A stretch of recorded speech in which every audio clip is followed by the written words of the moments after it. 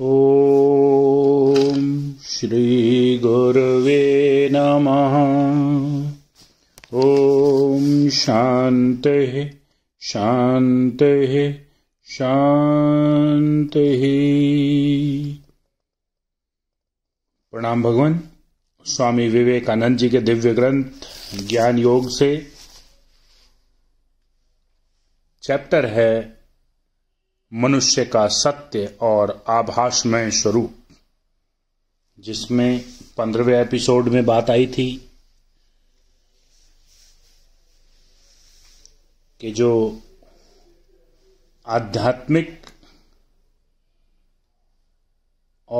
आध्यात्मिकता की जो प्रत्यक्ष अनुभूति है तत्व ज्ञान के द्वारा, कि वो सब में उसी अपने इष्ट को देखता है, सब में सबको ब्रह्म स्वरूप देखता है, जिसका नाम हमने लिया शांति और प्रेम का सूत्र। कि कोई भी मनुष्य वास्तविक प्रेम तभी कर सकता है जब वह देखता है कि उसके प्रेम का पात्र कोई मिट्टी का ढेला नहीं, किंतु स्वयं भगवान है। अब इससे आगे लेते हैं। उसके लिए सारा जगत दूसरा ही रूप धारण कर लेता है। दुख कर एवं क्लेश कर जो कुछ भी है वह सब उनकी दृष्टि से लुप्त हो जाता है। सभी प्रकार के द्वंद्व और संघर्ष समाप्त हो जाते हैं।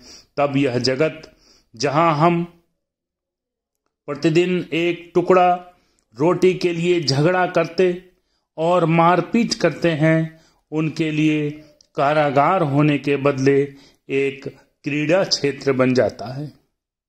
तब जगत बड़ा ही सुंदर रूप धारण कर लेता है। ऐसे ही व्यक्ति को यह कहने का अधिकार है कि यह जगत कितना सुंदर है। उन्हीं को यह कहने का अधिकार है कि सब मंगल स्वरूप है।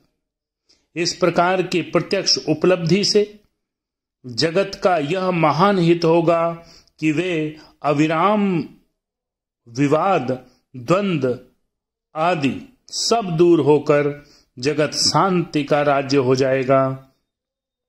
यदि जगत के सभी मनुष्य आज इस महान सत्य के एक भी बिंदु की उपलब्धि कर सकें, तो उनके लिए यह सारा जगत एक दूसरा ही रूप धारण कर लेगा और यह सब झगड़ा समाप्त हो शांति का राज आ जाएगा। यह घिनौना उतावलापन, यह स्पर्धा जो हमें अन्य सभी को ढकेल कर आगे बढ़ निकलने के लिए विवश करती है, इस संसार से उठ जाएगी। इसके साथ साथ सब प्रकार की अशांति, घृणा, ईर्ष्या और सभी प्रकार का अशुभ सदा के लिए चला जाएगा। उस समय देवता लोग इस जगत में वास करेंगे। उस समय यही जगत स्वर्ग हो जाएगा। और जब देवता देवता से खेलेगा, देवता देवता से मिलकर कार्य करेगा, देवता देवता से प्रेम करेगा, तब क्या अशुभ कहीं ठहर सकता है? ईश्वर की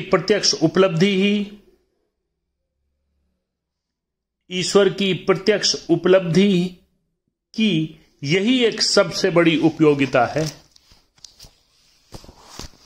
समाज में तुम जो कुछ भी देख रहे हो, वह सभी उसी समय परिवर्तित होकर एक दिव्य रूप धारण कर लेगा। तब तुम किसी मनुष्य को बुरा नहीं समझोगे।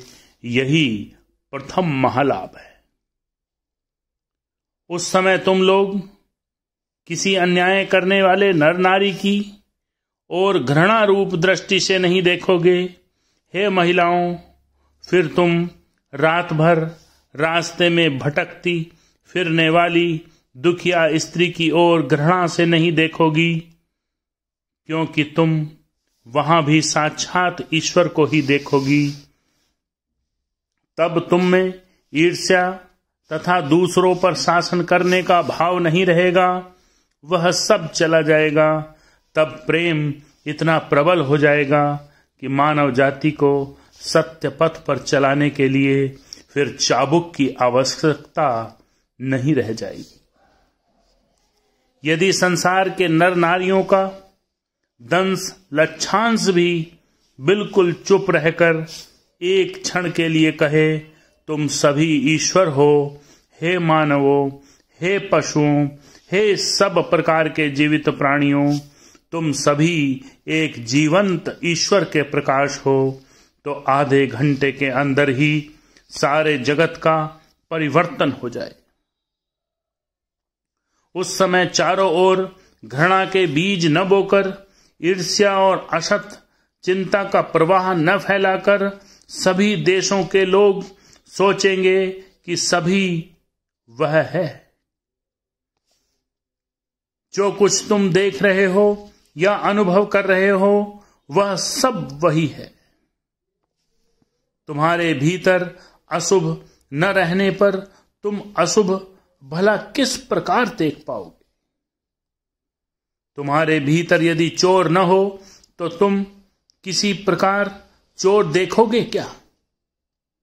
तुम स्वयं यदि खूनी नहीं हो तो किस प्रकार खूनी को देखोगे? किस प्रकार खूनी देखोगे? तुम साधु हो जाओ तो असाधु भाव तुम्हारे अंदर से एकदम चला जाएगा। इस प्रकार सारे जगत का परिवर्तन हो जाएगा।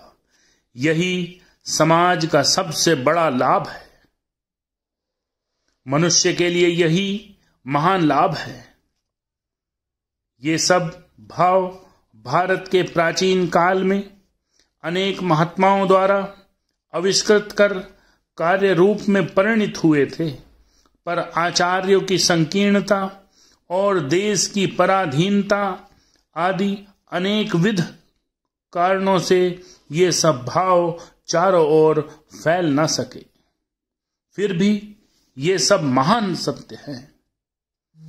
जहां भी इन विचारों का प्रभाव पड़ा है, वही मनुष्य के देवत्व प्राप्त कर लिया है।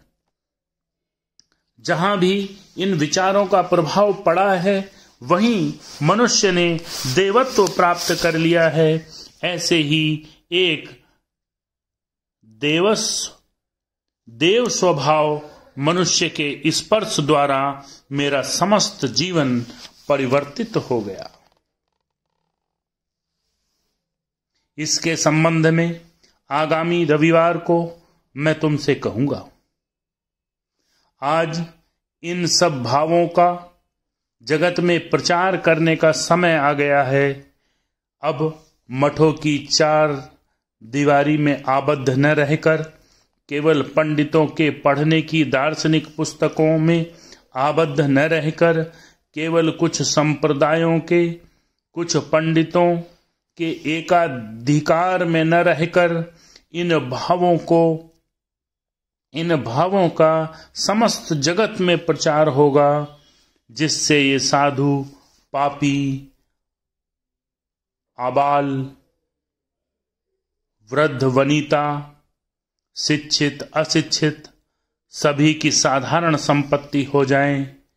तब ये सब भाव इस जगत के वातावरण को ओतप्रोत कर देंगे और हम श्वास प्रश्वास द्वारा जो वायु ले रहे हैं, वह अपने प्रत्येक स्पंदन के साथ कहने लगेगी, तत्त्वमसि,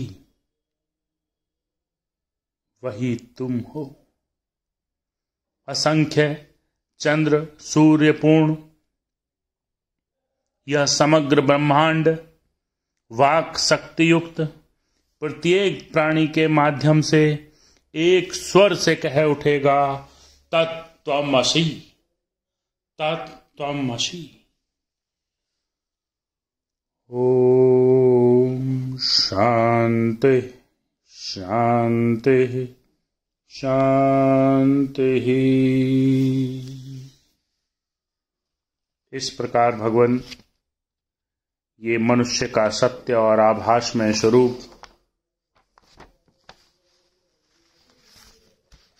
जो अध्याय है ज्ञान योग का आज यहाँ पर पूर्ण होता है। अब किसी और अध्याय, महत्वपूर्ण अध्याय से सद्गुरु की आज्ञा से लिया जाएगा। ओम शांति शांति।